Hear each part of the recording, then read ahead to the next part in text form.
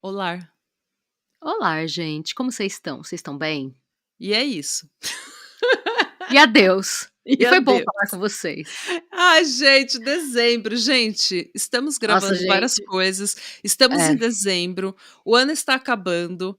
Tá todo mundo endividado, todo mundo sem energia, todo mundo cansado de 2024, né? Todo mundo estressado, batendo as metas de fim de ano, trabalhando de final de ano. Tá todo mundo assim, né? E a gente não é diferente. Eu tô só a Anitta agora. Eu tô só. Vocês de mim não esperem nada. Não Nossa, esperem eu tô mais nada. assim. Running on film, sabe? Tipo. Tipo. Ai, gente, tá difícil pra Nossa. vocês também, gente? Deixa aqui nos comentários se dezembro tá pesado. 2024 tá pesado pra gente, né? Não só pra É. gente, mas pro mundo. Não tá uma vibe pesada? A gente precisa Sim. de um 2025 de uma virada, pular umas ondas, jogar umas flores pra Iemanjá. A gente precisa de uma renovação, gente. A gente precisa de alguma coisa. E se esse vídeo tiver saindo em janeiro, conta pra gente que o futuro é melhor. Por favor. Se tiver saindo em janeiro, gente, lembra de dezembro como a gente tava todo ferrado e agora tá tudo muito melhor? Tudo Espero que melhorou sim. muito. Espero que esse seja o cenário, sim. A gente espera que sim. Gente, hoje eu trouxe um caso sobre é uma Jane Doe. A gente já trouxe alguns casos. Espera aí que meu roteiro travou. Eu não tô conseguindo mudar. Acontece. Mudei. Agora tudo acontece aqui ao vivo. Quem sabe faz ao vivo. Tudo Brincadeira, a gente não é ao vivo. Não é ao vivo, mas as falhas técnicas assim, aqui estão acontecendo em tempo real. Ah, não, as presepadas sempre. Gente, sempre. O caos sempre vai ter. O caos não muda, gente. Entra ano, sai ano e a gente ainda não aprendeu a fazer vídeo. Não. Mas, ó, a gente já trouxe alguns casos de Jane Doe ou John Doe. Jane Doe ou John Doe são nomes que a polícia e a justiça americana dão para pessoas, para as vítimas que não são identificadas, ou porque não se sabe a identidade dessas pessoas, ou porque a identidade delas está sendo omitida ou preservada por algum motivo. Então, às vezes, você pega algum documento da polícia, um affidavit, ou um documento do tribunal, e daí tá escrito, ao invés do nome da vítima, tá escrito Jane Doe. Não é porque não sabem da identidade dessa pessoa, mas é porque ela tá sendo preservada. E quando há pessoas que são encontradas em situação de vulnerabilidade ou encontradas mortas, a gente chama de Jane Doe até identificarmos essa vítima. Então, só para falar, essa é a história da Jane Doe de San Mateo ou a Jane Doe de Pacífica, devido ao fato dela ter sido encontrada na cidade de Pacífica, no condado de San Mateo, na Califórnia. No dia 6 de junho de 2006, numa trilha próxima a uma rodovia, o corpo dessa Jane Doe, já em estado avançado de decomposição, foi encontrado dentro de uma barraca. E a gente vai colocar foto aqui. Ela era branca, tinha olhos e cabelos castanhos, os cabelos já estavam um pouco grisalhos, e ela tinha tido um tratamento dentário de qualidade, e ela também tinha feito um tratamento para acne. E sabe como que eles sabem disso? Como? Porque aparentemente os ossos do crânio dela estavam amarelados. E isso acontece quando você usa o antibiótico tetraciclina, que eu já usei inclusive para acne. Não é louco? Aparentemente seu crânio fica amarelado. Gente, alguém que é médico, alguém que é médica, que é profissional da saúde, explica aqui pra gente por que isso acontece. Eu fiquei horrorizada quando eu fiquei sabendo. Eu tô horrorizada também, não tinha ideia. Crânio amarelo, gente, vocês não têm ideia. Mas, tipo, eu nunca usei esse remédio, eu não sei. Fica pra sempre? Será? Eu acredito que não. Mas eu não sei. Eu ia pesquisar isso e eu esqueci, porque dezembro. Falando a verdade. E assim, é só uma curiosidade, tá? não que era só uma curiosidade, mas eu falei, ai, gente, eu vou pesquisar o tetraciclina para ver se isso, né, qual que é a... Esqueci, gente, desculpa. Nossa, que doideira. No próximo ano eu trago informações sobre esse antibiótico.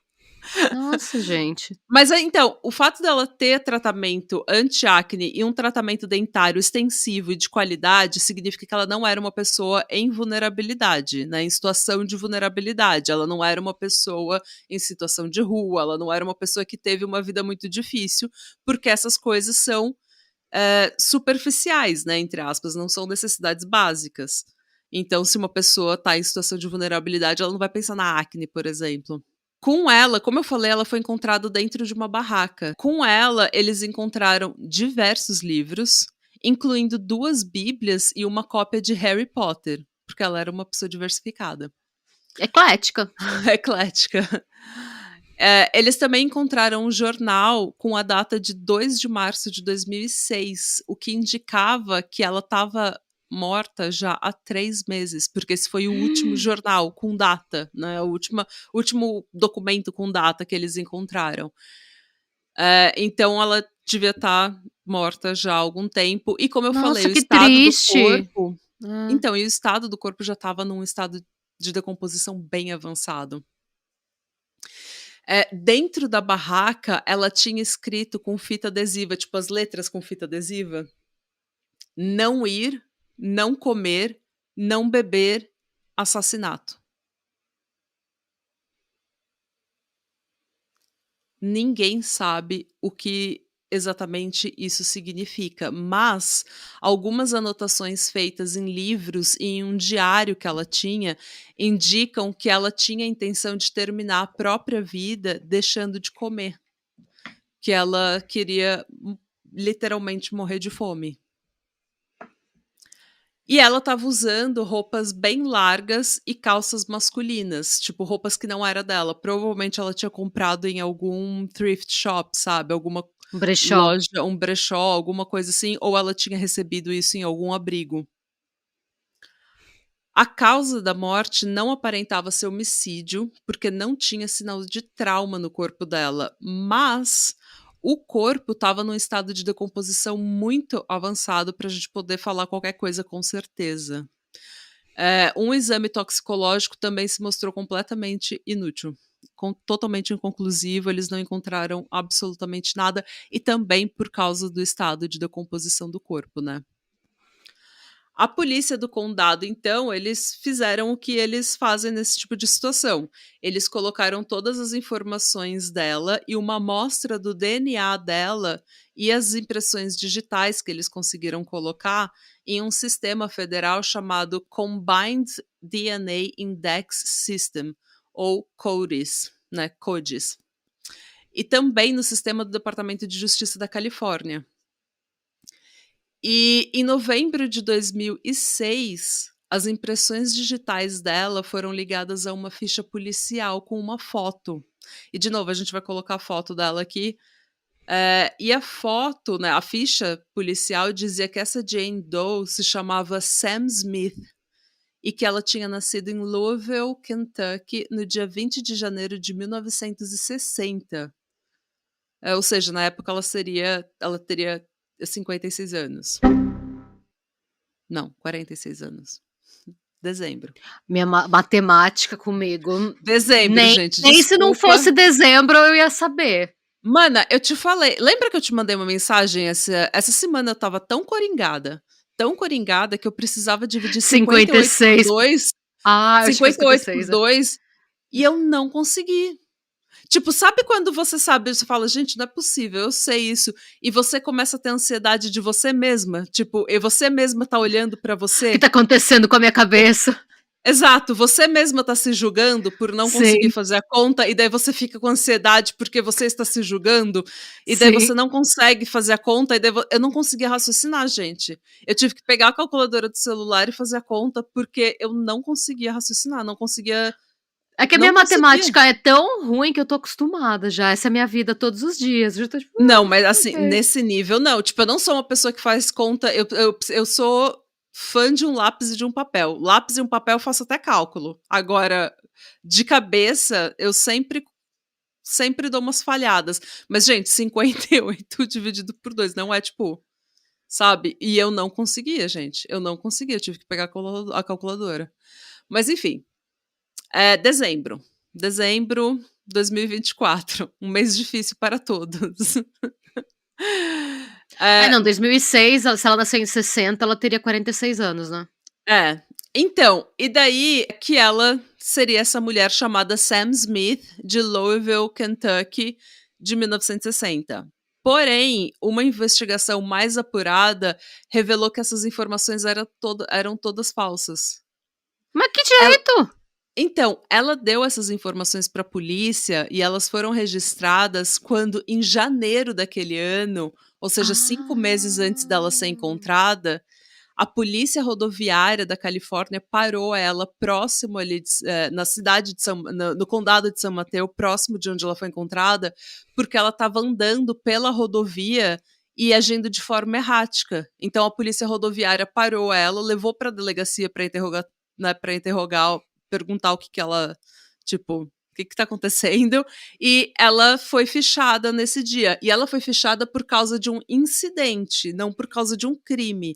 Então ela não tinha uma ficha criminal, ela só tinha uma ficha policial de que ela esteve na delegacia, né? E ela foi liberada porque, como eu falei, não tinha crime. Não é um crime você ser meio doida na rodovia. A menos que você seja a tia Diane. Daí Não, uma ela outra não agrediu história. ninguém, ela não matou ninguém, ela não fez nada de errado. Não causou então nenhum não tem. acidente, ela só tava agindo de forma errática. Mas nesse caso, eu acho que a polícia fez certo, porque poderia ser uma pessoa em situação de vulnerabilidade que estivesse perdida, né? Não acho que tá errado, não. Não, e que poderia, inclusive, ser um perigo pra ela ou pra outros, né? Então, Sim. eles fizeram certo. E daí eles ficharam ela por esse incidente, mas eles nem verificaram essas informações. E elas Ela não eram devia todas nem estar com falsas. documento, né? Não. Então, gente, essas informações sendo falsas, a polícia não tinha o que. Não tinha para onde ir, assim, não tinha absolutamente nada. Eles continuaram. Esse sistema, eu sei disso por causa de um outro caso que a gente fez há um tempo atrás, eu não lembro exatamente qual foi, mas eu lembro que eu ouvi um policial falando que o sistema não é uma coisa tipo CSI que você coloca lá e o sistema fica agindo sozinho. Não, de tempos em tempos, um policial pega esses casos que estão abertos e ele tem que ir e, sabe, mexer no sistema e colocar tudo no sistema e fazer o update para ver se vai dar um match em É alguma engraçado coisa. isso. A partir do momento que você começa a trabalhar com o sistema, você percebe que é muito menos CSI e muito mais um monte de gente com várias planilhas do Excel tentando entender o que tá acontecendo, sabe? É bem isso, é bem isso.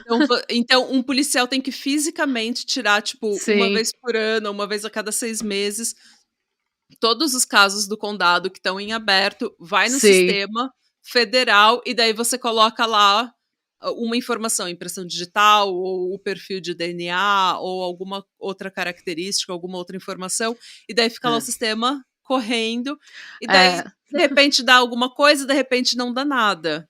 E durante Eu comecei a imaginar se CSI fosse mostrar a realidade. Ia mostrar lá o cara no PC. Aí ele liga, eu queria abrir um bug. Aí ele desliga, aí ele fica olhando pro PC, ele fica digitando, olhando pra planilha, digitando, aí a planilha levanta, pega um café, volta. Daí ele volta, o Windows reiniciou sozinho, agora vai demorar 30 minutos. Se fosse assim, ia ter tipo meia temporada, sabe? Ia durar 5 episódios, porque todo mundo ia ter ansiedade de ver. O cara só falta chacoalhar, mas por quê? É bem isso. Mas enfim. então, isso aconteceu e durante anos eles tiveram algumas informações que batiam, um DNA parcial, alguma coisa que batia, mas todas essas informações acabaram em nada. Todos esses matches, essas ligações acabaram em absolutamente nada. Até que, em 2017, eles finalmente conseguiram identificar a tal Jane Doe como Christine Mortel Kuhn. Isso porque, em 2014, a filha da Christine começou a procurar pela mãe, que era uma moradora de Washington, D.C., ou seja, do outro lado do país. Meu Deus! Que eles não viam desde 2005. Ou seja, ela ficou 1 ano perdida.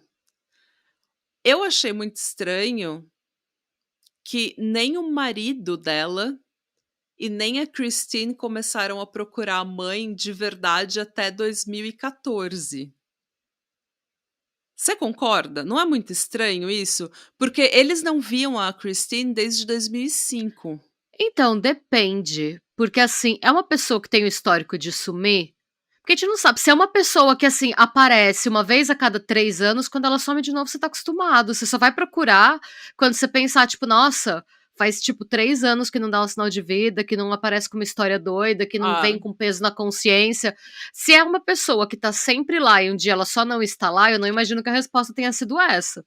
Teria a sido gente essa, também não né. sabe o tipo de relacionamento que ela tinha com a filha, né, gente? A gente sabe aqui fazendo podcast que nem toda, não é porque é mãe, porque é família que é boa coisa, né? Não, e a Que gente você também vê quer que ir não atrás. é não, e que não é toda pessoa que tem uma questão de saúde mental que é necessariamente sem dinheiro. Poderia ser uma pessoa que veio de uma família rica, então que tinha uma estrutura, mas que ao mesmo tempo nunca recebeu a ajuda que precisava, seja por uma questão de estigma, seja Ah, por uma questão de escolhas de vida.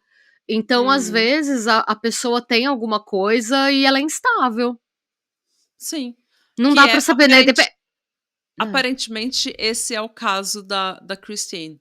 A filha dela abriu um processo, né, ela declarou a Christine como uma missing person, como uma pessoa desaparecida, abriu um processo policial de investigação com a polícia e ela submeteu o próprio DNA para que a polícia hã. fizesse um perfil do DNA e colocasse no CODIS.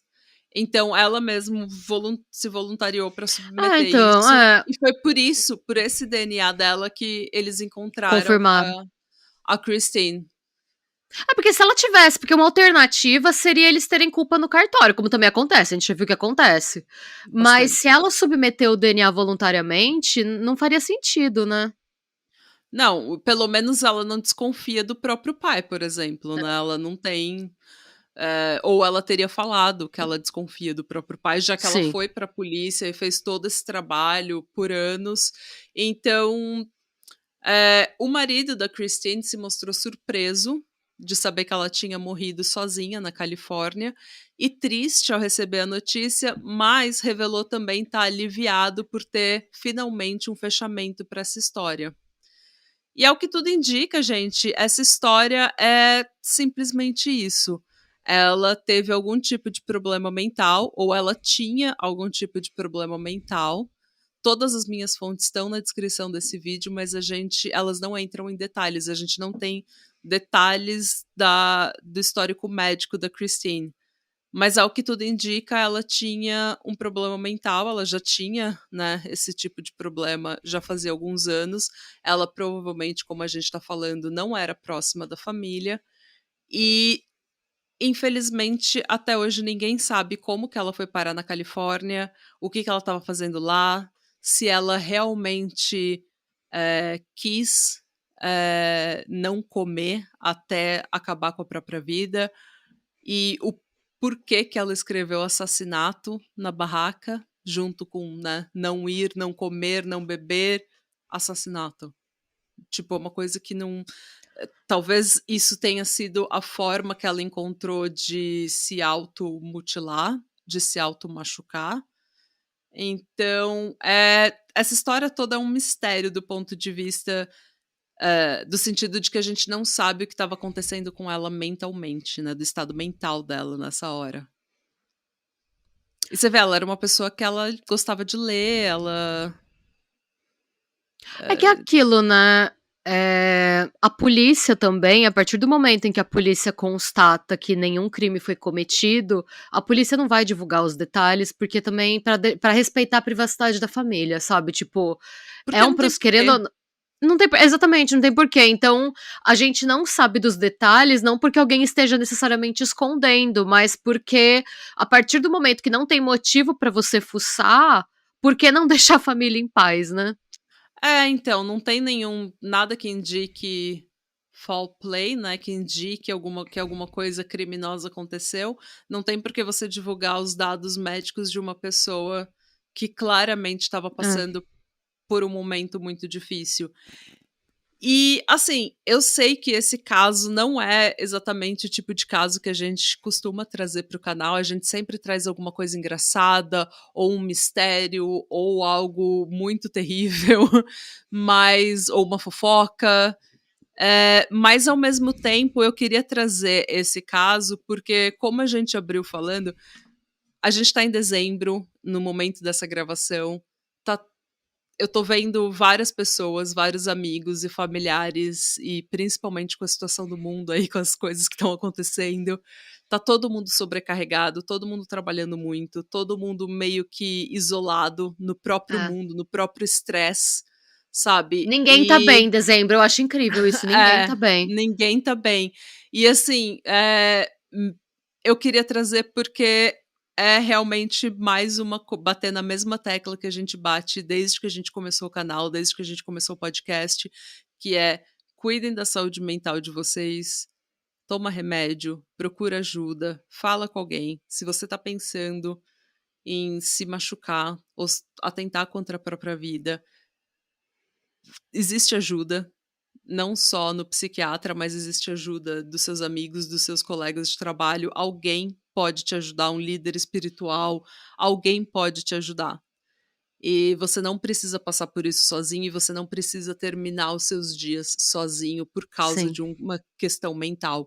Hoje em dia, ninguém mais precisa terminar dessa forma. Ninguém mais precisa passar as últimas horas sozinho numa barraca, sabe? Então, procurem ajuda e se você sabe, porque é dezembro, o estresse do final do ano, das festas, todo mundo tem aquela depressãozinha de Natal, de saber que tá um ano se fechando, vai começar um novo ano e ao mesmo tempo o estresse, 13º que já sumiu da conta.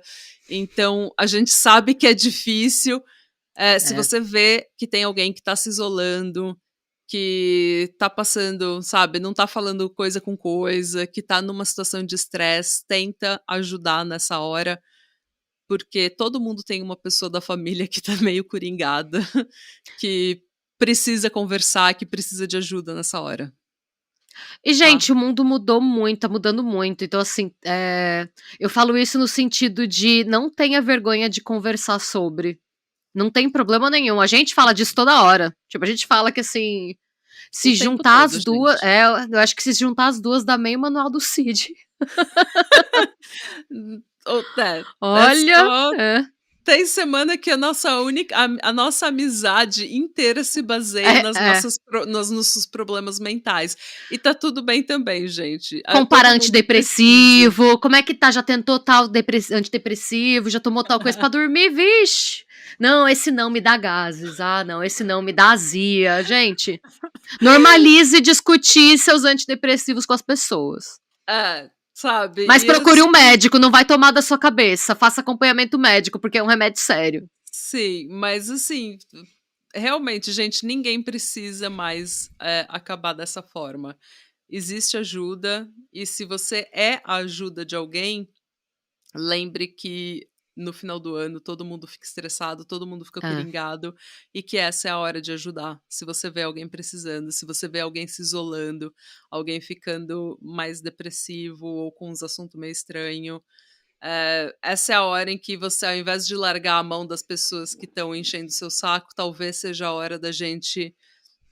Ei, tudo bem com você? O que você está fazendo?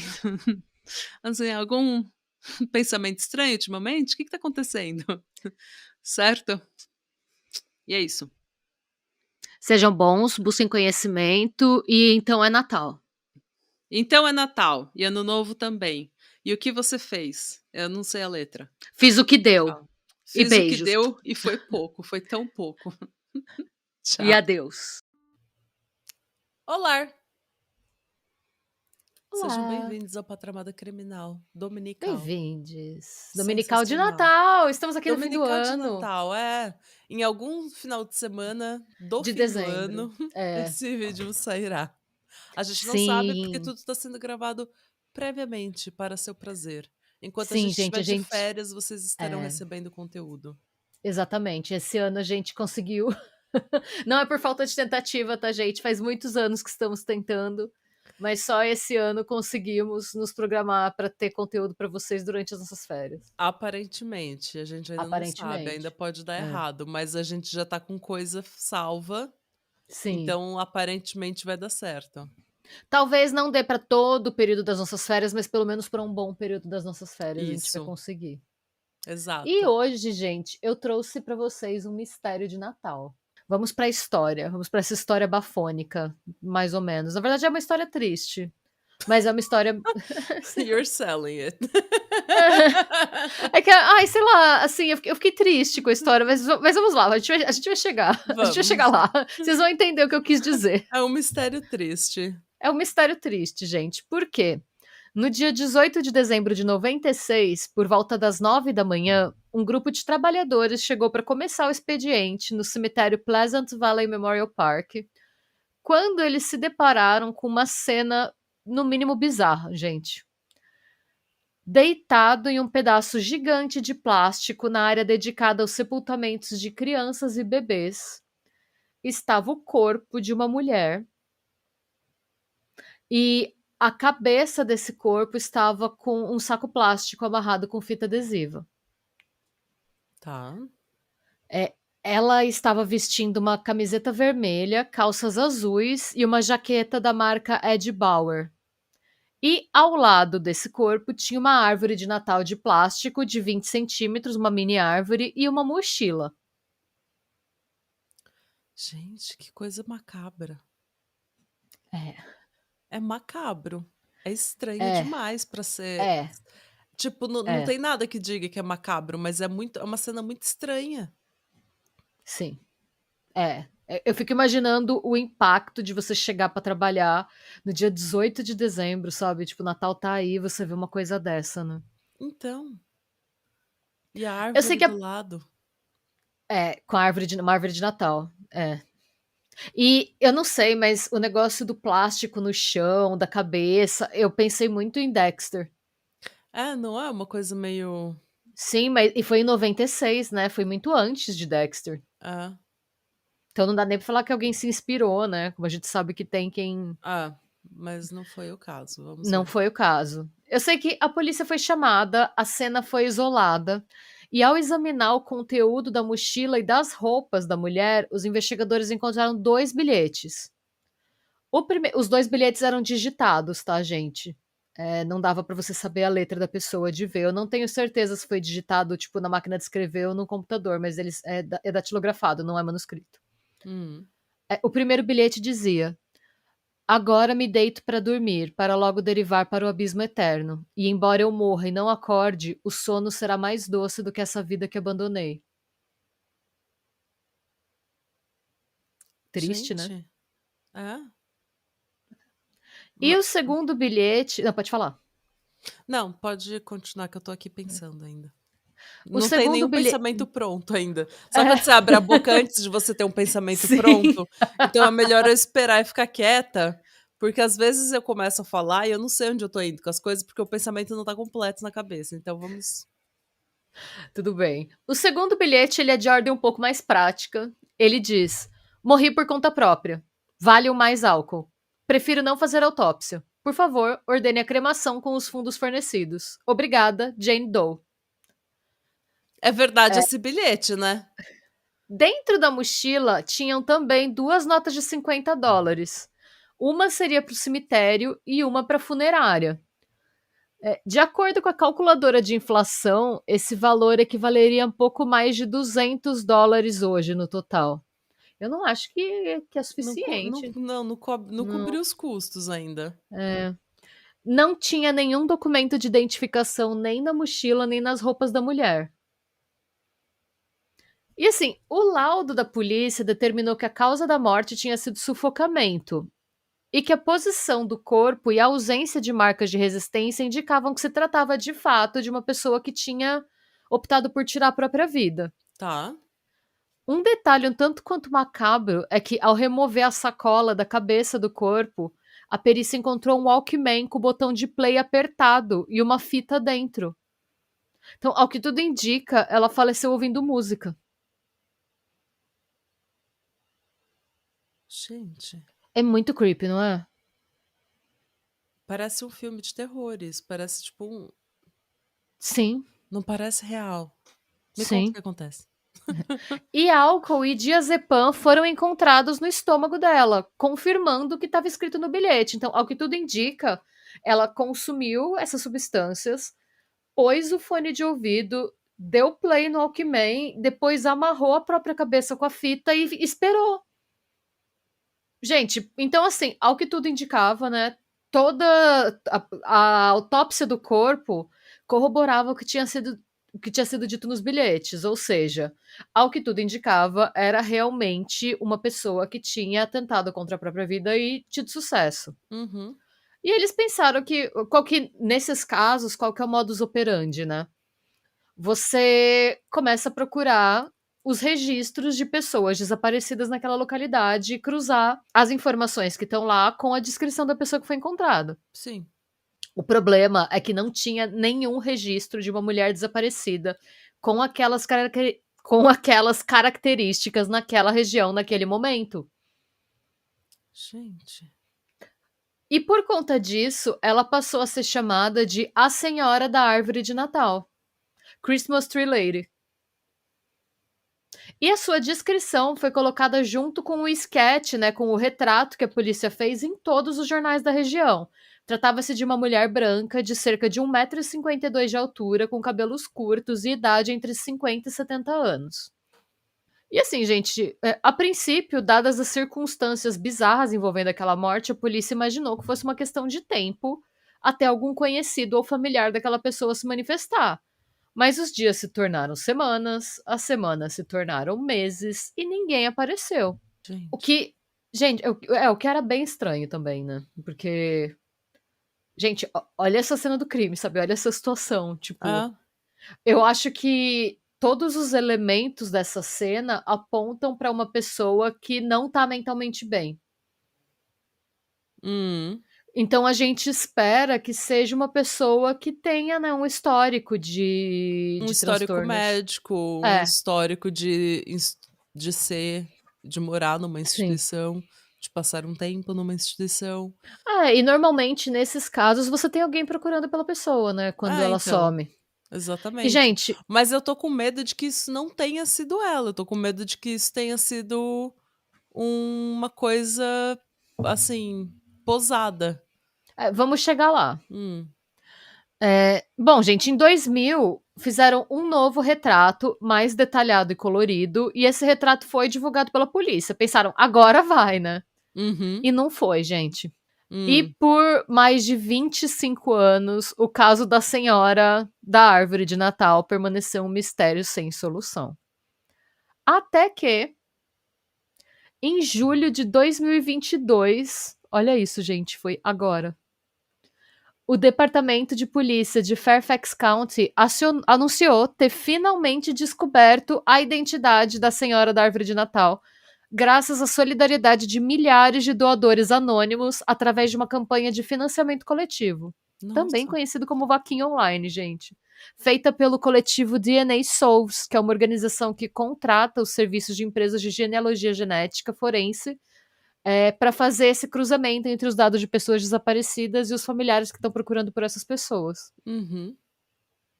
Então, em maio de 2020, a empresa texana Outram foi contratada por essa ONG e localizou um homem chamado David Meyer, cujo resultado do exame de DNA indicava que ele poderia ser irmão da senhora da árvore de Natal. Ele foi chamado para uma entrevista, ele viu o retrato ilustrado da mulher, mas ele não soube dizer se aquela era ou não a irmã dele. Porque ele era muito novo quando ela foi embora e ele não lembrava direito do rosto dela. Eita. E aí, o que, que ele fez? Ele passou para a polícia o contato da irmã mais velha dele, uma mulher chamada Annette. E a Annette reconheceu a mulher como sendo Joyce Marilyn Myers Somers, nascida em 20 de julho de 1927 em Davenport, Iowa. E isso foi confirmado por exames de DNA. Ou seja, finalmente, depois de ver, gente, de 96 até 2022, Uhum. Façam as depois de contas, números. números, façam as Números. Eu acabei contas, de porque a gente. acordar, eu não vou nem tentar. Acabei de acordar, gente. E, gente, tudo com, tipo, doações anônimas. Uhum. Olha que doideira. Pois bem. Nossa, dá Quem um pouco era de esperança pra todos os casos que a gente tem por aí, né, todos os É, mistérios que a gente então. tem. E assim, gente, ao que tudo indica, infelizmente, a Joyce realmente tirou a própria vida. Ai, que triste. É triste, a gente vai falar um pouquinho sobre. E por que que, né? Por que que chegamos a essa conclusão? A gente vai falar um pouquinho sobre a vida dela agora. Bom, gente, quem era a Joyce, né? E Hum. por que que podemos, infelizmente, chegar à conclusão de que realmente ela tentou contra a própria vida? Ela cresceu em uma fazenda junto com os pais, o Arthur e a Margaret Meyer, e seus 4 irmãos. De onde ela saiu ao se formar no colegial para frequentar a Iowa State University. Então, Uhum. assim, você vê, isso era nos anos 40, ela fez faculdade, que já não era uma coisa tão comum. Então, ao que tudo Não. É. indica, ela não só era muito inteligente, como ela tinha o apoio da família para ter uma carreira. Uhum. E no final dos anos 40, ela se mudou para Califórnia e arrumou um emprego na revista adolescente Seventeen. E, gente, por alguns anos deu tudo certo na vida dela, até que algo que a gente não sabe o que foi aconteceu na vida dela. Tá. E por algum motivo que nós não sabemos qual é, ela passou a enfrentar uma série de questões de saúde mental. Essas questões fizeram com que ela saísse do emprego na revista, começasse um tratamento psiquiátrico e pouco depois encontrasse um novo trabalho como professora em uma escola católica de ensino fundamental. A gente não tem muitos detalhes do que realmente aconteceu, e como em toda treta de família, normalmente tem 3 versões, né, que são Uhum. os 2 lados e a verdade. O fato é que, segundo os irmãos da Joyce, o psiquiatra que ela escolheu para se consultar a incentivava a culpar a família pelos seus problemas de saúde mental, Tá. especificamente sua mãe. Elas chegaram a ter uma sessão de confronto. Eu tô falando entre aspas, porque eu não sei exatamente o que que era isso. Eu tô citando exatamente o que foi dito nas fontes, tá, gente? Como sempre, está na descrição do vídeo, mas elas chegaram a ter essa sessão, que durou 24 horas, durante uma viagem que a Margaret, a mãe, né, fez para visitar a Joyce em algum momento dos anos 60. Hum. A gente não tem certeza do que aconteceu nessa sessão, mas a gente sabe que a sessão não deu certo. Hum. E um detalhe que eu quero dar, que eu não sei se tem a ver com isso, mas eu acho possível que tenha, é que durante a autópsia foi descoberto que a Joyce tinha uma cicatriz que parecia muito ser de uma cesárea. Mas os seus 4 irmãos afirmaram que ela nunca chegou a ter filhos. E, ao pesquisar a história dela, a polícia também nunca encontrou registro de uma criança. Tá. Então, eu fico me perguntando se aconteceu uma dessas gravidezes que é mantida em segredo, e se esse não seria o motivo dela ter esses traumas, se ela não foi obrigada, de repente, a entregar a criança, se ela Uhum. não foi se de repente até não era o irmão dela, que era muito novo quando ela saiu de casa. A gente não sabe, tá, porque dá pra ver que é uma coisa que, se alguém da família sabe, essas pessoas da família levaram para o túmulo com elas. Uhum. Porque o que os irmãos dela falam que a culpa é do psiquiatra, mas é uma história muito estranha, porque não faz sentido, assim, dá a entender que até um certo momento a vida dela estava indo, assim, super bem, e de repente, do nada, veio essa quebra de comportamento, ela saiu da revista por algum motivo, trocou de emprego, a gente não É sabe muito estranho. é É. muito estranho. De repente, ela engravidou de alguém do trabalho, a gente não sabe É. se teve. O que a gente sabe é que, por algum motivo, ela culpava a mãe e a família pelos problemas que ela tinha. Me passa a impressão, sabe aquela forma, sabe quando você tem um parente que passou por alguma coisa muito difícil, ou algum amigo que passou por uma coisa muito difícil, e quando você pede pra pessoa te contar ou pra ela se abrir, ela minimiza, tipo, ai, não, tinha umas coisas lá. O jeito que os Sim. irmãos falam é muito assim, dismissive, sabe? Tipo, os Uhum. irmãos falam, ai, não, é que ela começou a se consultar com o psiquiatra e começou a pôr umas ideias na cabeça dela, que a culpa era toda da nossa família. Sabe quando parece que a história é muito simples e, pelo que você vê, ela não era uma pessoa ingênua que cairia em qualquer Uhum. coisa? mas ao mesmo tempo não dá pra gente afirmar nada, porque a gente não tem informações sobre. Sei.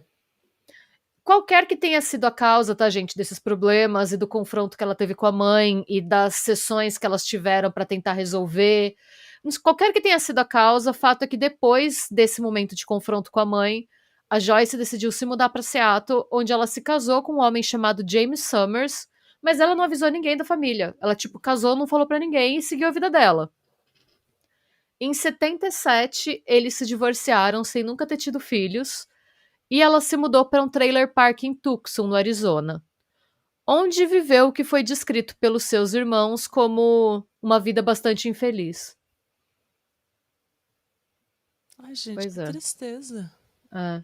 Que coisa No início dos estranha. anos 80, todos os irmãos da Joyce tentaram se reaproximar dela. Ela, entretanto, o que ela fez?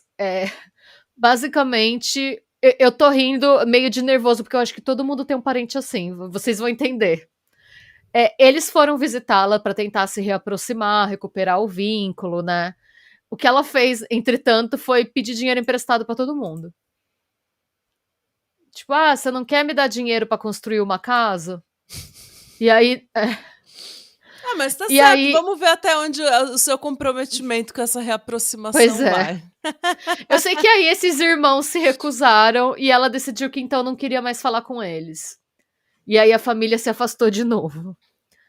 No início dos anos 80, o Larry, que era um dos irmãos mais velhos, voltou mais uma vez pro trailer park para tentar mais uma vez conversar com ela, mas ele encontrou o trailer totalmente abandonado.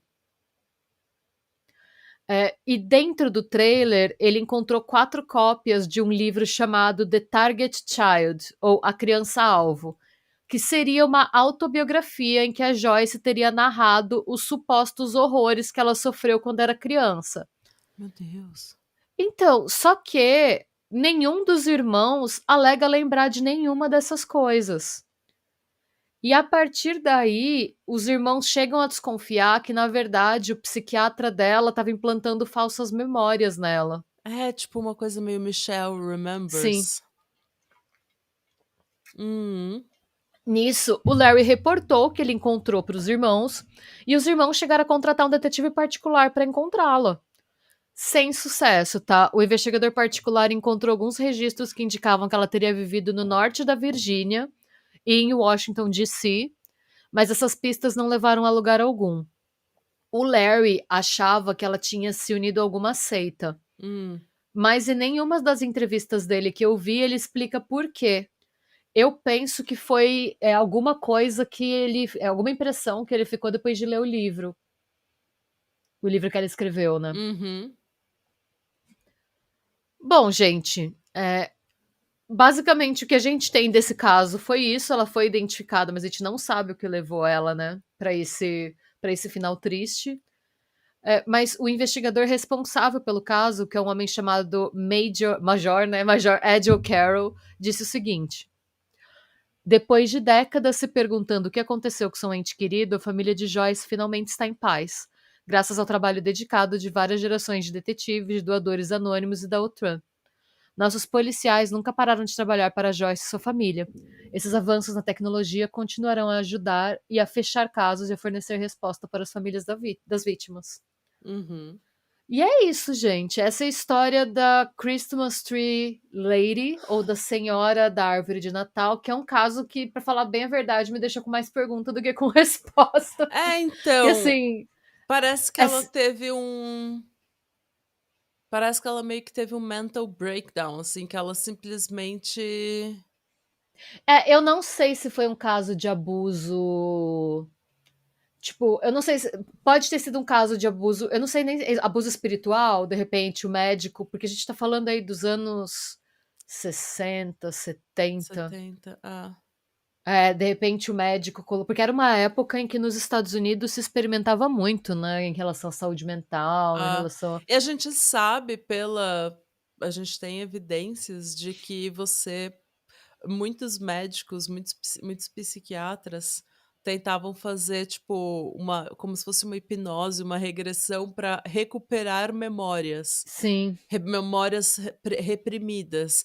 E eles fizeram vários experimentos com vários pacientes, e o que a sim. gente concluiu depois, anos mais tarde, muito depois de fazer muito estrago, né, é que memórias reprimidas não é algo comum e não é uma coisa que você consegue, Você não sabe, você ela não não tá numa consegue caixinha que recuperar. você só abre. É. Você não consegue recuperar, assim. O que acontece na grande esmagadora maioria das vezes é que o seu cérebro, tentando recuperar uma memória, ele cria uma falsa memória. Então é implantado uma falsa memória, porque o nosso cérebro não gosta de não saber as coisas. Então, se alguém chega pra mim e fala: "Nossa, Natália, lembra daquele dia que você foi traumatizada?" E daí eu não lembro, e daí o meu cérebro vai tentar fazer conexões para que eu lembre disso, porque agora eu quero lembrar, eu quero, não gosto de não saber as coisas. Sim, Então daí vai criando-se uma memória falsa, e isso foi feito muitas vezes sim. durante a década de 70 e 80, principalmente durante o pânico satânico, em que estava todo mundo falando de abuso sexual demoníaco ou ritualístico, né, em relação ao satanismo. E daí várias pessoas tinham memórias reprimidas que elas estavam tentando recuperar, mas na verdade eram falsas memórias. Então, parece que é um caso desse, não parece? Porque ela. Então, sim, eu fico dividida. Eu fico pensando se é um caso de falsas memórias ou se é um caso de tipo de uma gravidez na adolescência que foi escondido pela família e que tipo ela se ligou, sabe aquela coisa que a gente já falou disso algumas vezes, você quando você passa por algumas situações quando você é muito nova e só quando você cresce você se dá conta da magnitude do que realmente De que aconteceu e aquilo aí foi um você dá puta uma surtada. abuso, Então talvez. Eu fico imaginando se não foi uma situação dessas, assim, de uma gravidez. Porque o lance dela ter a cicatriz de cesárea, mas não ter registro de nenhum filho, é, diz alguma coisa, né? é, Então eu é, fico pensando se às vezes não aconteceu algo assim, ou se de repente não é aquele caso bem da família Bundy, né? Da mãe ter o filho fora, tipo, a mãe engravidar sem ter um marido, e aí a criança é criada como irmã, se alguma coisa assim, e se a uhum, família não fala nada porque você tem, né, tem um irmão envolvido, você não vai falar. é. É Então a muito gente não estranho. sabe. Mas é estranho porque também é o caso de uma pessoa que era bem privada, mas que ela fez questão de que a morte dela fosse extremamente visível, né? Ela Mas tinha alguma. ainda um mistério. Mas ainda um mistério. Muito estranho. Essa é a história da senhora árvore de Natal, gente. Eu adorei. Eu não tenho ideia do que aconteceu. Não, ninguém tem. Você falou, É falou, falou e eu engraçado, só porque. tenho perguntas ainda. Não recebi nenhuma Então, porque esse explicação. é um caso que, pra você ter uma ideia, a primeira fonte que eu achei ainda tratava esse caso como não resolvido, sabe? Esse Hum, caso tá aí na boca do povo, a galera tá especulando tem décadas. O hum. caso foi resolvido, mas agora a galera tá assim, tá, E mas e aí? aí? E agora? Eu, O que a eu gente estou com. faz E com aí? isso? Sim. Então, quem sabe, às vezes até vai ter mais alguns desdobramentos, gente. Às vezes a gente vai ficar sabendo de mais alguma coisa, porque muita gente que vê esse caso tá indignada que nem a gente. Tipo, como assim? O que levou ela a tomar essa decisão? Então. E, Queremos gente, saber o fica o que que vocês lembrete, acham. sempre peçam ajuda, porque essa nunca é uma solução, sabe? Porque é o único cenário em que você não tem mais o que fazer quando a vida acaba, né? Principalmente homens. Homens Sim, cometem mais atentados contra a vida, ou são mais bem-sucedidos nesse, nesse cenário, né? nesse cenário. É, e é uma epidemia de homens atentando contra a própria vida. Então, por favor, busquem ajuda. Não existe vergonha. É. Busque um remedinho, uma terapia. E, Falem com gente, um fim do ano é amigo. difícil pra todo mundo.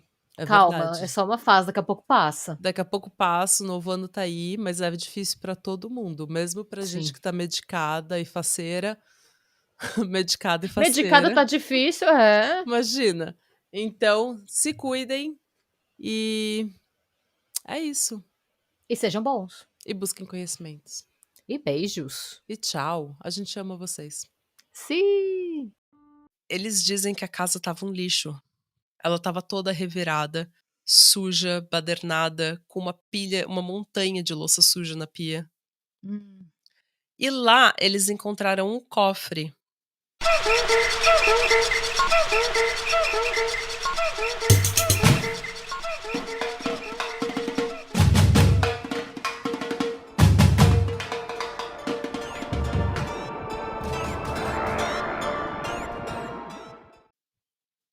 Olá!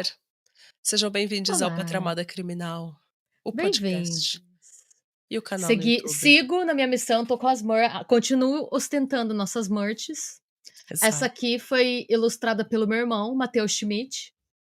Talentosíssimo, belíssimo. Adicionem Sim. ele no Instagram para ver mais obras de arte. E tá na nossa lojinha, que o link tá na nossa descrição, pra quem gostar. Essa aqui eu pedi pra ele fazer, tipo, uma arte inspirada no caso da Lia Tricomo, que foi um caso muito triste, que, na nossa opinião, foi muito injusto também, né? E é É. muito triste, muito injusto e que meio que moveu a gente, meio que chocou um pouco a É, gente. Então a Rê fez esse merch, né, pediu pro Matheus sim, fazer esse merch e tem vários merches na nossa lojinha. Logo exatamente. clássico, temos canecas, temos garrafinhas térmicas, temos camisetas maravilhosas, baby look, camiseta de treino para mulheres Sim. e homens, a regatinha de treino para você ir à academia, toda sarada e gostosa e medicada. Temos croppeds para você reagir.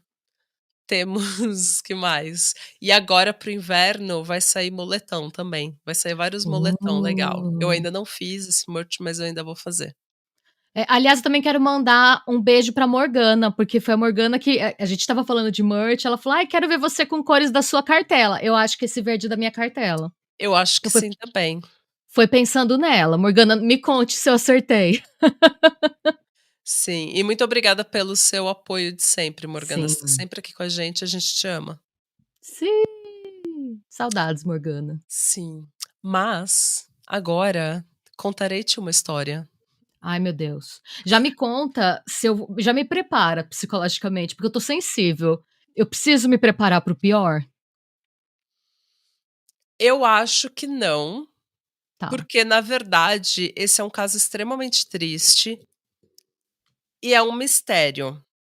Mas ele tá relacionado com uma coisa que você vem trazendo no podcast, que é cortar pessoas tóxicas da sua vida e viver uma nova vida, sabe? Sem as pessoas, mesmo que essas pessoas sejam da sua família, corte essas pessoas da sua família. A gente vai debater um pouco sobre isso, talvez no final.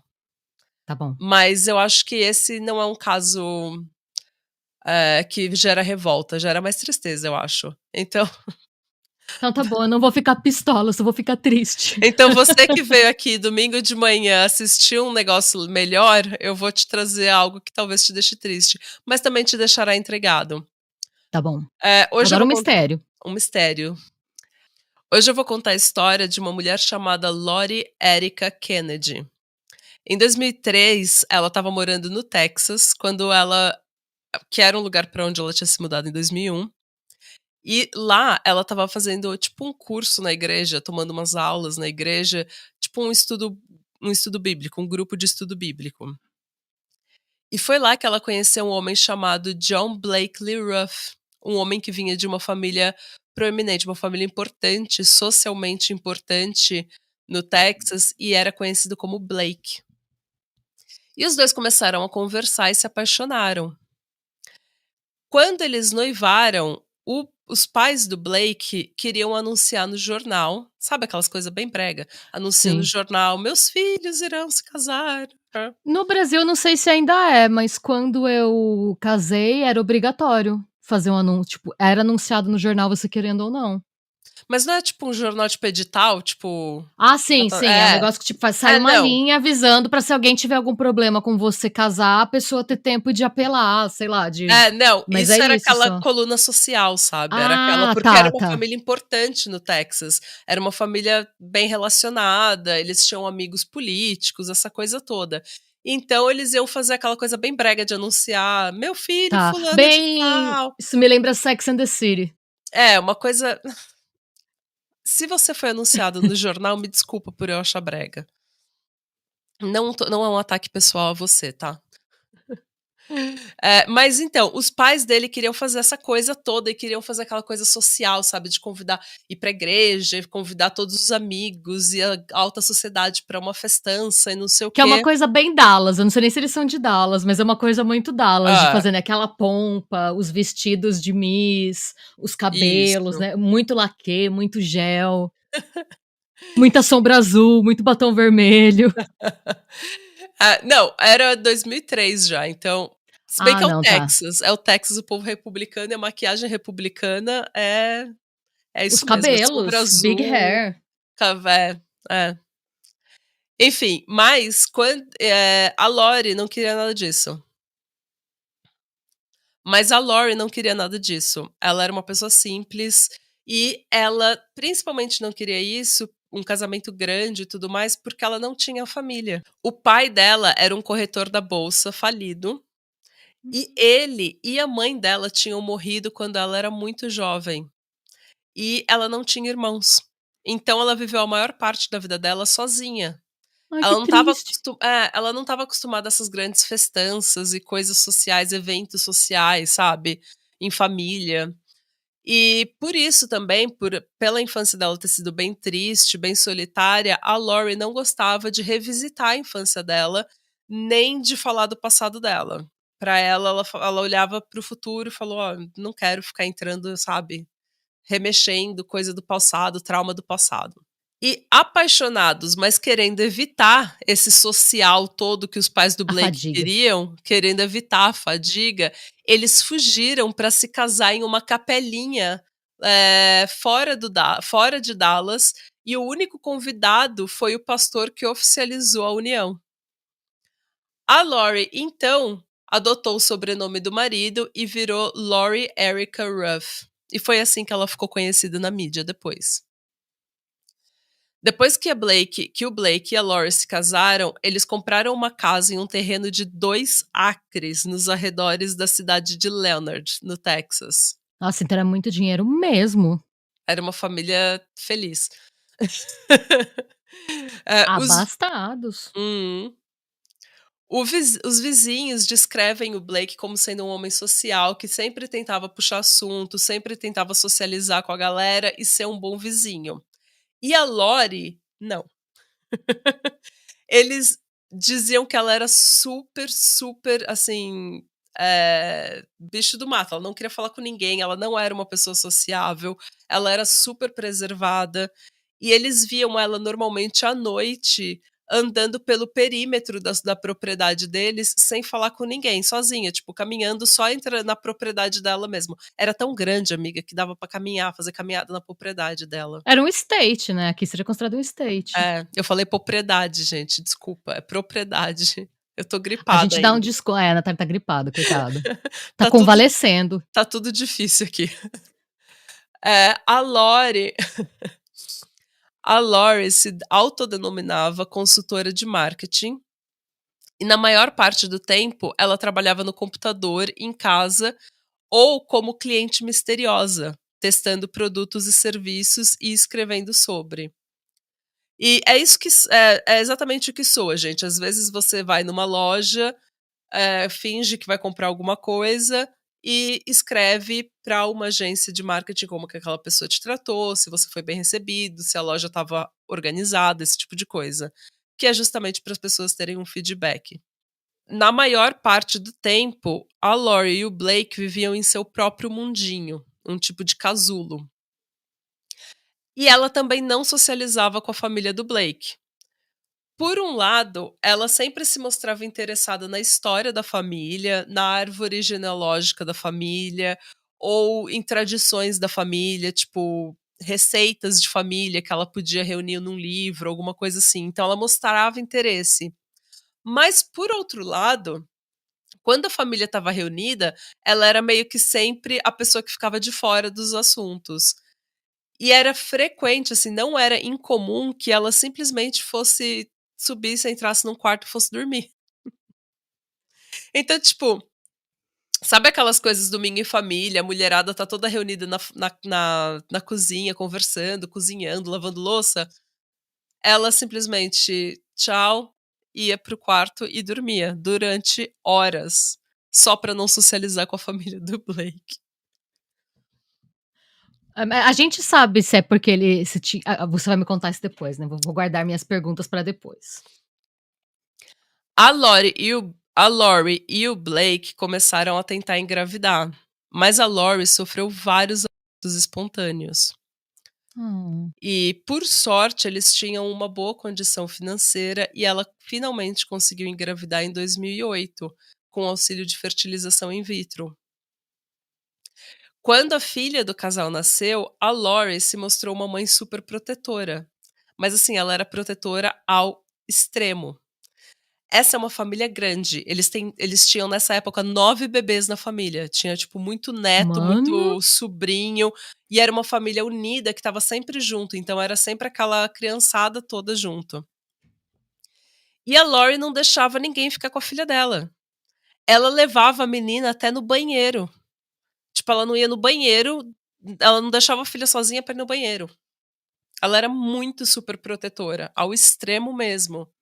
eu fico pensando se algo não aconteceu com ela quando ela era criança, pra ela ter essa necessidade de proteger, de não querer que aconteça a mesma coisa com a filha dela, Uhum. ou se por conta da dificuldade pra engravidar, ela não tenha ficado um O pouco. que é uma coisa normal, né. Sim, sim. Mães que têm muita dificuldade, ela sofreu vários abortos É, espontâneos, então. então é uma coisa que, mexe, eu acho que mexe com a cabeça de qualquer mulher, de qualquer pai, Sim. né. Que a gente sabe que não é bom pra criança, né, mas ao Não, mesmo é tempo que não é bom péssimo. pra criança, eu imagino que deveria ser, se for um caso, tipo, de preocupação extra, né, com a gravidez e tal, é uma coisa que com o tempo vai passando, né, com o tempo você vê que tá Hã. tudo bem e você vai relaxando.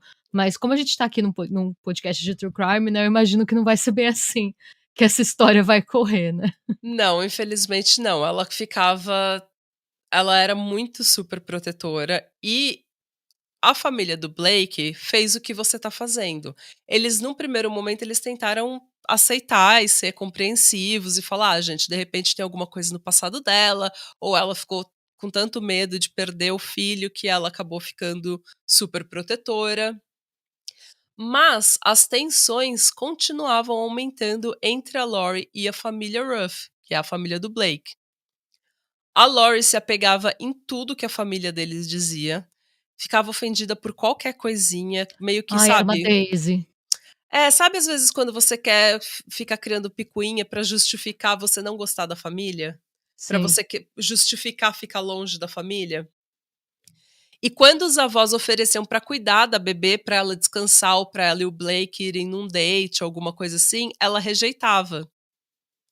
A Nancy, a mãe do Blake, diz inclusive que ela nunca ficou sozinha com a neta. Nossa, gente.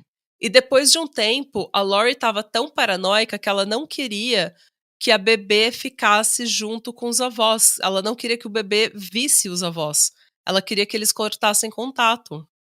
Nossa, mas aí tá beirando o patológico já, né. Exatamente. E por conta disso, o casamento dela com o Blake, que era muito próximo da família, muito unido da família inteira, começou a deteriorar, porque ela estava isolando ele, né.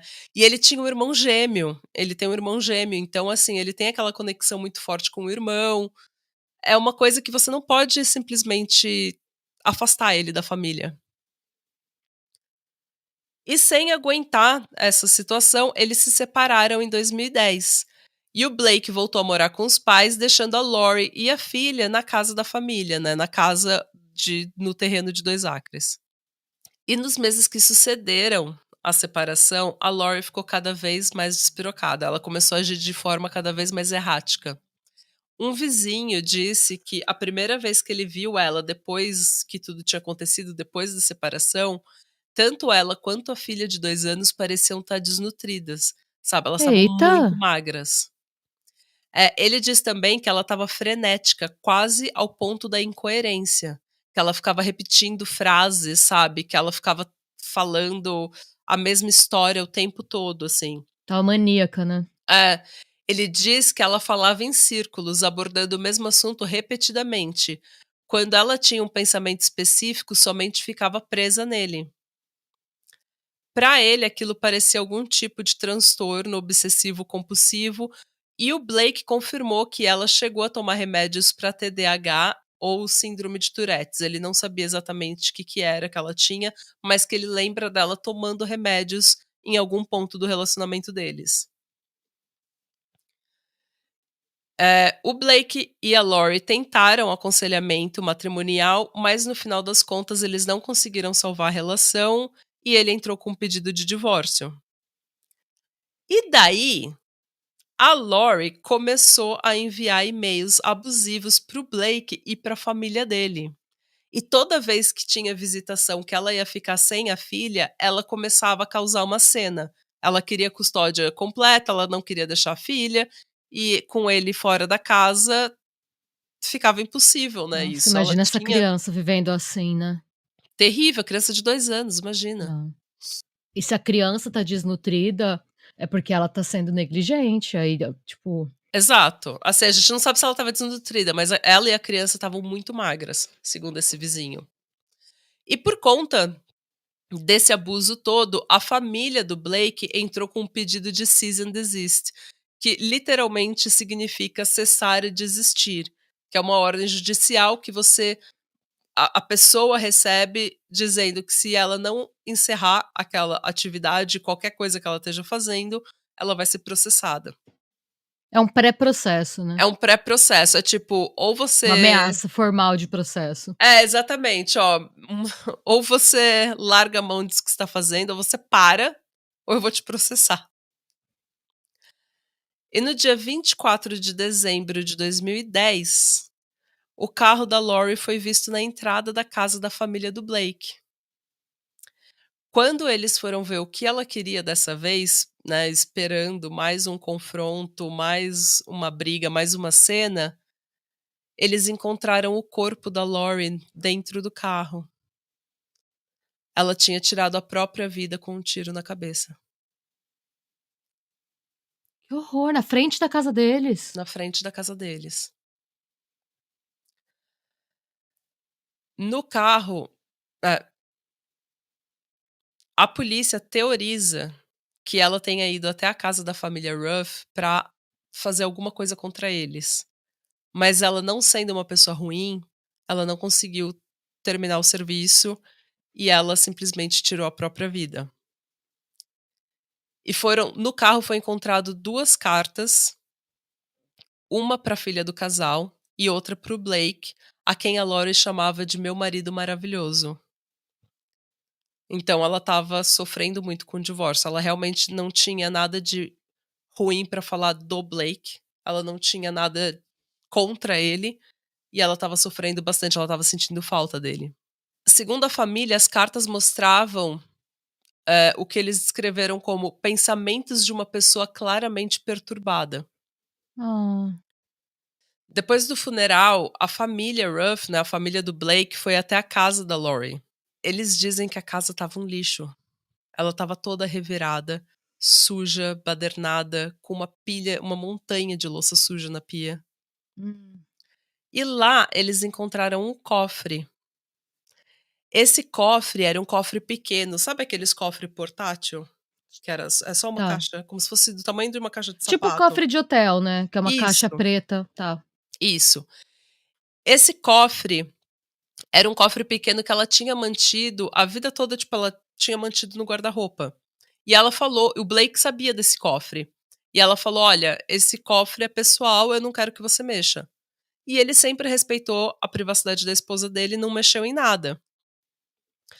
Mas agora ele abriu o tal cofre usando uma chave de fenda para ver se tinha algum documento, algum familiar que eles pudessem contactar e avisar do falecimento dela. E no cofre, eles descobriram diversos papéis com mais pensamentos e anotações aleatórias e alguns documentos interessantes. O primeiro documento era uma certidão de nascimento de uma menina chamada Becky Sue Turner, nascida em Bakersfield, Califórnia. O outro era a aprovação dada por um juiz de uma mudança de nome de Becky Sue Turner para Lori Erica Kennedy. Ou Meu seja, Deus! a família do Blake, né, a família Ruff, entendeu então que a Lori era na verdade Becky Sue e eles contactaram a família Turner para dar a notícia do falecimento dela. Só que a família Turner ficou muito surpresa e informou a família Ruff que a Becky Sue Turner tinha morrido em um incêndio quando ela tinha 2 anos no estado de Washington, em 1971. Meu Deus! Ela roubou uma identidade. Sim. A verdadeira história é que a mulher que eles conheciam como Lori Erica Ruff, ou pelo nome de solteira Lori Erica Kennedy, tinha obtido a certidão de nascimento da Becky Sue em Bakersfield, na Califórnia, em 1988. E como a Beck tinha morrido em outro estado, tinha morrido em Washington, eles não conseguiram ligar a certidão de nascimento à certidão de óbito dela. Então, ela foi lá, pediu a segunda via da certidão de nascimento, dizendo que ela era Beck Sue. De alguma forma, ela fez os rolê dela lá e conseguiu. E, para evitar qualquer suspeita, ela se mudou para Idaho por um tempo, onde ela conseguiu uma carteira de identidade usando a tal certidão de nascimento. Então era praticamente impossível rastrear essa mulher, entendeu? Porque ela estava mudando de estado, ela pegou a certidão de nascimento em Bakersfield, na Califórnia, foi para Idaho, conseguiu uma carteira de identidade e depois disso ela viajou para o Texas, ela se mudou para o Texas, onde ela solicitou a mudança de nome para Lori Erica Kennedy e sob esse nome ela obteve um Social Security Number, que é o equivalente ao nosso CPF, e ela também tirou uma carteira de motorista, fez um supletivo para obter o ensino médio, para o diploma de ensino médio, e se formou em administração pela Universidade do Texas em Arlington. Tudo sob o nome de Lori Erica Kennedy. Nossa, que doideira! Então era impossível rastrear, porque ela roubou a identidade de uma outra pessoa, depois mudou de estado, pediu a identidade, mudou de estado, pediu a mudança de nome. Agora eu me pergunto se essa superproteção não era rabo preso. Tipo, a partir do momento que você, né, tem o filho e tal, é que vira, né, tipo, que tem todo aquele amor, toda aquela coisa, o medo da perda, né, o medo de se me acharem. O que também explica até porque ela era antissocial, porque quanto Hum, mais gente você interage, mais chance de alguém conhecer alguém que conhece alguém que lembra de você com outro nome, em outro rolê, vai saber aonde você estava e o que que você estava fazendo. exatamente. Meu Então, ela Deus! realmente ela queria manter a identidade dela o mais secreto possível. Mas por quê? Vamos ver. Então tá bom. Me empolguei. Vamos ver. Mas, aí é que Gente, tá, é ótimo que você esteja falando isso, porque sabendo que ela era tal Becky Sue Turner, que ela era a Becky Sue Turner, e depois descobrindo que ela não era a Becky Sue Turner, a família ficou: "Ok, quem que é essa doida? Que estava na nossa eu fico casa, mãe do nosso imaginando neto?" eu fico imaginando o marido com quem que eu casei. Exatamente. Tipo, eles ficaram 7 anos juntos, né, eles se casaram em É, 2003, foi 2000 imagina, então. são 7 anos da é o tempo que eu sou casada. Uhum. Nossa, Imagina. Imagina seu marido morrer e você descobrir que ele não é quem você achou que ele era a vida toda. Péssimo, né? porque aí você repensa tudo, as histórias, que pode nem ser mentira, às vezes ela podia contar histórias da infância, mas como é que você vai saber? E o mais frustrante é que a pessoa não tá lá Mm-mm. pra te dar nossa, deve ser enlouquecedor. É, Eu não eu sei eu como esse imagino que cara seja. eu espero que hoje ele esteja bem, porque, assim, eu não sei como eu conseguiria viver com isso. Eu acho que eu nunca mais ia conseguir confiar em ninguém, basicamente. Mas naquele cofre, eles não encontraram só os documentos, eles encontraram anotações, né, que era mais anotação e pensamentos aleatórios que não faziam sentido nenhum para a família. Mas algumas dessas anotações eram North Hollywood Police, tipo a polícia de Hollywood Norte. 402 meses. E o nome Ben Perkins. Quem é Será que Ben Perkins? 402 meses não é o tempo que ela estava vivendo com outra identidade? Ninguém sabe o que Tá. significava 402 meses. Mas Ben Perkins era um advogado em Los Angeles. Quando a família Ruff contactou o Ben, porém, eles foram informados de que o Ben nunca tinha representado ou sequer conhecido ninguém chamado pelo nome Becky Sue ou Lori Erica. Então, eles Nem tentaram. foto? Eles podiam mostrar uma foto dela. Então, mas eles provavelmente mostraram. Ele nunca tinha visto aquela pessoa, ele não sabia de absolutamente nada Ou será que relacionado. ele sabia, mas só falou que não sabia porque não queria pra cabeça? Também não sei. Ou Meu porque ele Deus, alguém tinha. precisa me dar respostas. Exato. Como Então, assim? eles tentaram identificar a mulher que eles conheciam como Lori pelas digitais e expressões faciais, mas nenhuma base de dados da polícia e do FBI tinha registro dessas digitais ou expressões faciais. Nenhum crime tinha sido cometido por essa mulher. Além do crime de roubo de identidade, nenhum outro crime foi cometido. Eles tentaram o sistema do FBI, tentaram essas digitais em todos os sistemas possíveis. Ninguém nunca viu ou ouviu falar dessa mulher. Não pode ser tipo um serviço de proteção à testemunha, na verdade alguém conseguiu essa documentação pra ela? A gente não sabe. Não se sabe. Mas será que ela era americana mesmo? A gente também Uhum. não sabe. Ah, tá. Eu vou te explicar. Ah, tá bom, tá bom. Em 2013, a família Ruff, então, começou a trabalhar com um investigador do Serviço de Seguro Social, chamado Joe Velling, para ver se eles conseguiam identificar essa mulher, né? A mãe da neta deles. Eles estavam tipo, gente, essa mulher tinha um Social Security Number, então a gente precisa, né, um número Não, de e assim, eu seguro nem sou dessa social. família, não conheço nenhuma dessas pessoas e eu tô, assim, intrigadíssima, eu tô meio bugada, imagina eles, eu fico imaginando o Então, que que é você conviver com a pessoa, tipo, ela virar da sua família, né, porque ela foi parte da sim, família deles. sim. Nossa, Uma parte adormecida da família que não interagia com vocês, mas de qualquer mas forma. querendo ou não, foi a pessoa que o seu filho, seu irmão, seu sobrinho escolheu, É. né. Então, e esse Joe Velling, ele fala que pra ele, quando ele ficou sabendo do caso, ele falou: isso daqui vai levar um mês, porque esse é meu serviço, eu tô acostumado a encontrar fraude, sabe, esse povo que comete fraude, que dá golpe. Isso daqui vai demorar um mês e vai ser um serviço fácil. Só que esse homem não encontrava absolutamente nada sobre essa mulher. Nada. Até que a família, junto com o Joe, resolveu publicar um artigo no Seattle Times pedindo ajuda da população, falando: gente, alguém precisa saber quem é essa mulher, por favor, entre em contato, nos ajude. E esse artigo foi mais tarde publicado em diversos outros jornais. A fofoca, o poder da Exato. fofoca.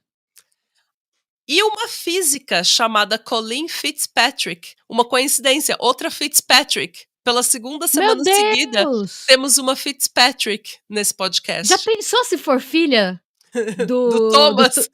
ou neta do Thomas? Eu quero acreditar. Eu também. Nossa, que família maravilhosa se fosse verdade, né. Né? Mas uma física chamada, então, Colleen Fitzpatrick, ela ficou sabendo do caso por esses artigos, né, que saíram na imprensa, e ela resolveu ajudar. Por quê? Porque essa Colleen é uma maravilhosa. Você não tem ideia do que é essa mulher. Ela seria uma pátria amada, uma crimiseira? Total! Ela é Hum. física, mas não satisfeita em ser super mega inteligente e física, ela começou nos anos 2000, no início dos anos 2000, ela começou a escrever livros sobre o seu hobby, que era genealogia genética forense. Imagina você ter isso como hobby. Ela ajudava vítimas do Holocausto a procurar por parentes e pessoas adotadas a procurar seus pais biológicos. Ah. E em um caso que virou notícia, ela conseguiu descobrir a identidade de uma criança que morreu no Titanic em 1912, rastreando a ancestralidade por meio de DNA de seus parentes. Mas assim, voltando a Colleen, ela colheu amostras de DNA do Blake e da filha do casal e basicamente usou uma técnica em que ela pega o DNA da filha, subtrai o DNA do Blake e o que resta vai ser o DNA da mãe, né? E esse DNA foi enviado para essas empresas, tipo 23andMe, Ancestry.com, que, como a gente explicou, são basicamente uma base de dados com DNA do mundo todo. E apenas uma pessoa apareceu como primo de primeiro grau, um homem chamado Michael Cassidy. Mas, como esse nome é extremamente comum nos Estados Unidos, eles nunca conseguiram achar qual Michael Cassidy que era o tal primo, né? Tá. E eles esperaram. E a Colleen ficava verificando periodicamente esses sites de ancestralidade, trabalhando com Que outros mulher. ângulos e novas pistas até conseguir. E ela calcula que ela gastou centenas de horas nesse caso. Que mulher.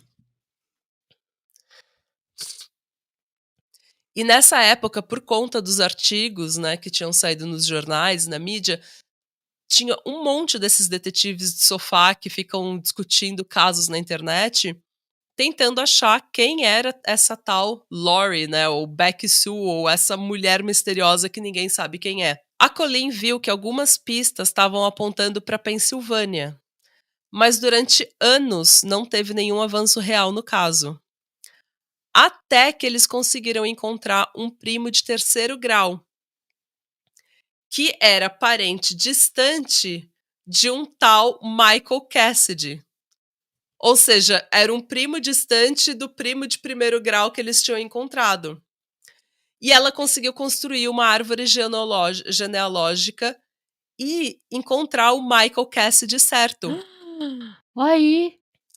E com Facebook, obituário online, registro e tudo mais, ela meio que montou uma imagem da família Cassidy, encontrou vários parentes que podiam ser relacionados a essa tal mulher e informou o Joe, que era aquele investigador do seguro social, né? Nossa, tinha até esquecido dele já. Pois é. O Joe, então, foi meio que, tipo, sem saber muita coisa, sem saber como ele ia chegar nessas pessoas, o que, que ele ia falar, mas ele simplesmente pegou um avião e foi para Pensilvânia para tentar falar com a família, com essa possível família dessa mulher. E na Pensilvânia, ele falou com uma parente que identificou a mulher que eles estavam procurando como Kimberly McLean. Meu Deus! A mãe dessa Kimberly McLean era tia do Michael Cassidy. E a mãe Olha. dela passou por um teste de DNA em 2016 e confirmou que a tal Lori era, na verdade, sua filha, Kimberly McLean, com quem ela não tinha contato desde 1986. Nossa, gente. 30 anos. E quem era a Kimberly? A Kimberly nasceu em 1968 na Filadélfia, né, na Pensilvânia, e ela era filha da Deanne e do James McLean. A Deanne era dona de casa e o pai da Kimberly era carpinteiro e bombeiro voluntário. Segundo os parentes, ela cresceu em uma casa boa, cheia de brinquedos, férias, passeios, jantares em família todas as noites. Uma vida de classe média. Classe média comum, normal, sem nenhum trauma, nenhum evento catastrófico, nada. Quando a Kimberly era adolescente, porém, os pais dela se divorciaram e a mãe dela casou de novo com um homem chamado Robert Becker. Que eles mudaram e eles se mudaram para uma outra cidade. Foi nessa época que os problemas começaram. Porque a Kimberly nunca se deu bem com o padrasto e ela nunca se adaptou à nova cidade, à nova escola, aos novos amigos. E assim que ela completou 18 anos, ela saiu de casa. Ela nem tinha terminado o ensino médio ainda, ela simplesmente vazou. E depois disso, não demorou muito, ela simplesmente cortou todo e qualquer tipo de contato com a família dela. Era como se ela não existisse mais. Ela falou pra mãe dela: "Eu vou vazar, não me procura, eu não quero mais contato". E ela simplesmente vazou, O que é direito dela também, né. o que é direito dela. Mas é E estranho, sem mega ter estranho, acontecido nada, não é? mega estranho. E por 30 anos a família não sabia o que pensar. Eles não sabiam se ela estava bem, se ela tinha casado, se ela tinha se formado, se ela tinha se mudado do país, ou se ela tinha sido vítima de um crime violento, porque eles não tinham notícia dela. Nossa, me lembrou um pouco o caso da senhora da árvore de Natal, sabe? Uhum. Que a gente fez, que ela também só abandonou a família. Eu fico pensando se não foi algum se não pode ser um caso de algum transtorno mental não diagnosticado, porque a gente sabe que há 40 anos atrás a 30 anos atrás não existia. é, É, 40, né, agora. 40, foi 2010. 40 anos atrás, 45. Tá, vamos parar É. de falar do tempo que tá me traumatizando. Não, mas eu fico pensando se não é porque se é claro, a gente não sabe, até porque eu duvido que a família ia falar: "Ah, ela saiu porque" ia abrir todos os O esqueletos do podre, né. armário, né. É, Mas se não tem nenhum histórico, se ninguém falou nada, né, e pelo perfil dela depois, dos pensamentos repetitivos, dos remédios, será pode que não ter sido tinha só com certeza era algum tipo de transtorno ela tinha, né, tipo, ou ela desenvolveu ou ela já tinha, a gente não sabe, mas a gente não sabe por que que ela saiu de casa, mas ela simplesmente saiu de casa, falou pra mãe que não queria mais contato e sumiu no mundo, como se ela não existisse mais. e tem um outro fator também, a gente não sabe o que ela tinha, mas o marido dela falou que ela chegou a tomar remédio. Hum. Tem algumas medicações que quando você quer engravidar, você tem que interromper. É, então, e daí Será que ela não e aí, dependendo do que é, se, por exemplo, se é um transtorno, tipo esquizofrenia, hum, quando você para de tomar a medicação, um dos sintomas é você não querer tomar o remédio, porque você vai acreditar que o remédio é uma parte da teoria tipo, da sua teoria de conspiração, né, cada pessoa que tem esse transtorno tem um delírio diferente, né. uhum. Mas, o remédio sempre é parte do problema, é sempre alguém querendo te controlar e tal, né. É, então. E daí a pessoa não toma remédio, não toma remédio e ela ficou mais frenética, mais paranoica, mais super protetora, então a gente não sabe se é algum transtorno, mas provavelmente. O que a gente sabe é que ela cortou contato com a família e tudo que a família podia fazer era desejar que ela não tivesse sido vítima de nenhum crime violento, de nenhum abuso, de nada do gênero, porque eles não podiam ajudar se ela não queria contato. Sim. Felizmente, ela nunca foi vítima de um crime violento. Infelizmente, a família só ficou sabendo disso depois que ela acabou com a própria vida de forma extremamente trágica. E com esse mistério resolvido, fica a pergunta: por quê?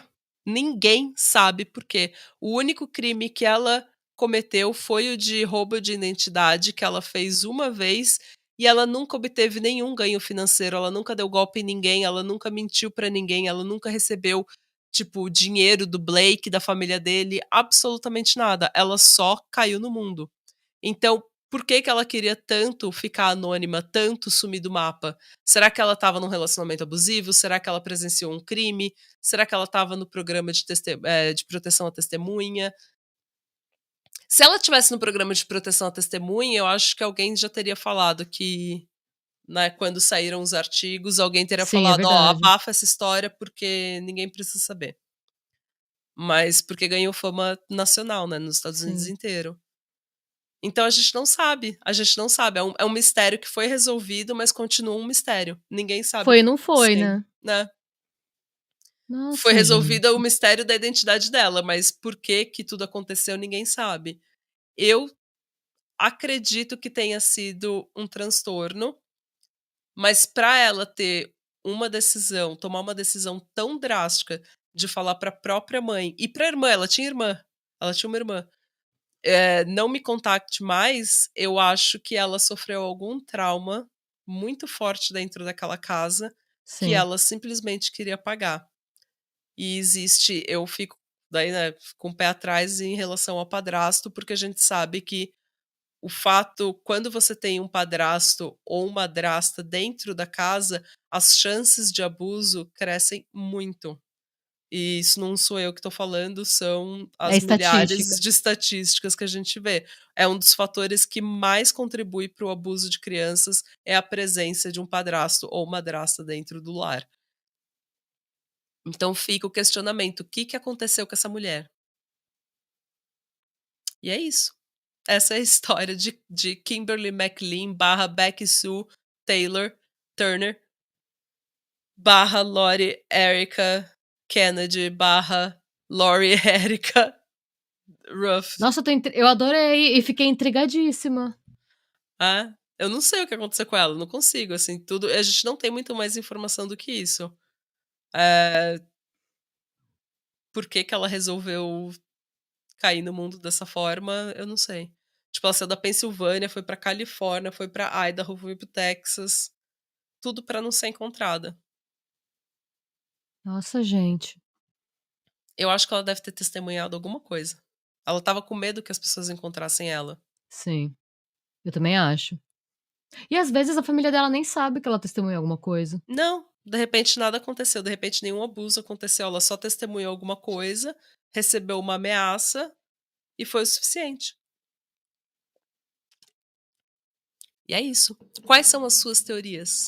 Conta pra gente aqui nos comentários, ou no TikTok, ou no Instagram, ou onde quer que você queira comentar, Sim, conta pra comente. gente. Dá like nesse vídeo, se inscreve no canal, ativa sininho, aquela coisa toda. E lembre-se que amanhã, segunda-feira, nós temos episódio novo no podcast Pátria Amada Criminal, que está disponível em qualquer lugar, em qualquer agregador que você encontra podcasts. A não ser que você seja nosso apoiador e esteja vendo esse vídeo antes. É, e recebendo o episódio da semana antes. Sim. Aí as datas são outras, mas vocês já sabem. Mas vocês já sabem que quem tem privilégio sabe.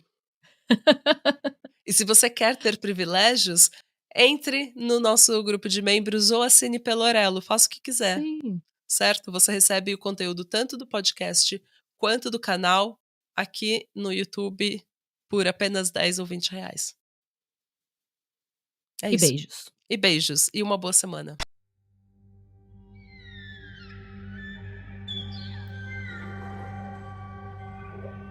Where the path gives way to moss and stone, don't you stray too far alone. Where the ancient branches twist and groan, something waits you've never known.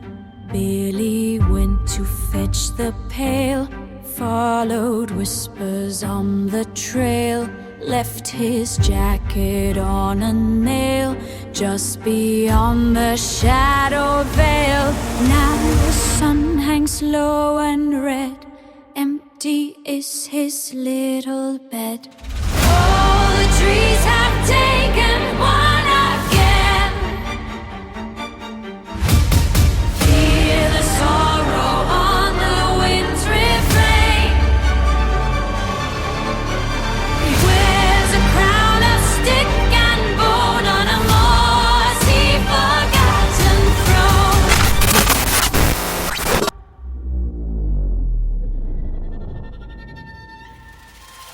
It has no name we dare to speak. It watches through the coming week.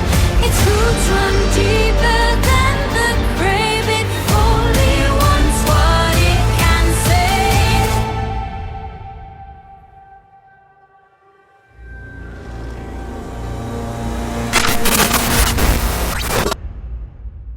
Don't you stray. Don't you stray. It's waiting.